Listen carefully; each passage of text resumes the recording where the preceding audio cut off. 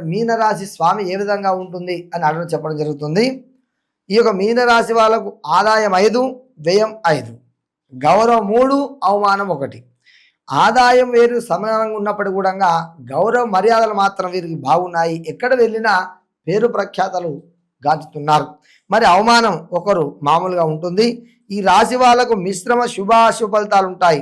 కార్యానుకూలత మెండుగానే ఉండును. తప్పకుండా మీ కార్యము సిద్ధిస్తుంది. జన్మ శని ప్రభావం వలన నామ మాత్రంగానే ఉండును. ఆ యొక్క జన్మస్థానంలో శని అంటే మీనరాశి ఉండటం వలన మీకు కొద్దిగా అదృష్టము నష్టపోయే అవకాశం ఎక్కువ ఉంటుంది. ప్రతి పనిలోనూ కూడా వాయిదాలు వేయడం వలన నష్టం తెచ్చి పెట్టుకుంటారు. మీరు సోమరితనం వల్ల ప్రతి విషయం కూడా తర్వాత చూద్దాంలే, తర్వాత చేద్దాంలే అనే ఆలోచన ఉండటం వలన మీరు నష్టపోయే అవకాశం ఎక్కువ ఉంది. కాబట్టి ఏ పనైనా తొందరగా పూర్తి చేసుకోండి.